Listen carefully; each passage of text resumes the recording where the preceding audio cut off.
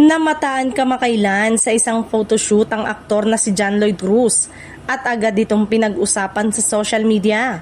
Kapansin-pansin ang kanyang fresh na aura, gwapong dating at effortless charm na talaga namang kinagiliwan ng fans.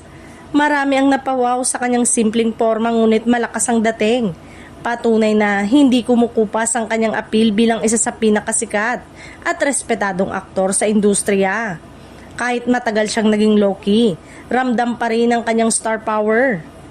Dahil sa kanyang muling paglabas sa isang public shoot, muling umusbong ang tanong ng marami. Tuloy-tuloy na nga ba ang kanyang pagbabalik sa showbiz? Matatanda ang pinili ni John Lloyd Cruz ang mas pribadong buhay sa mga nakaraang taon. Gayunpaman, paminsan-minsan ay napapanood na rin siya sa ilang proyekto at collaborations. Kaya hindi na rin imposible na unti-unti na siyang magbabalik sa mainstream entertainment. Para sa iba, ang photoshoot na ito ay isang malinaw na senyalis ng kanyang comeback. Sa ngayon, wala pang opisyal na anunsyo mula sa kanyang kampo kung may paparating siyang teleserye o pelikula.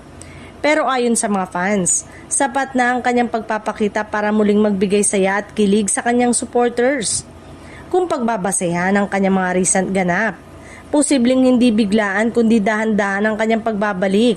Isang bagay ang sigurado, ang pagbabalik ni Lloydie ay isa sa mga pinaka-inaabangang kaganapan sa showbiz at anumang proyekto niya ay siguradong susuportahan ng marami.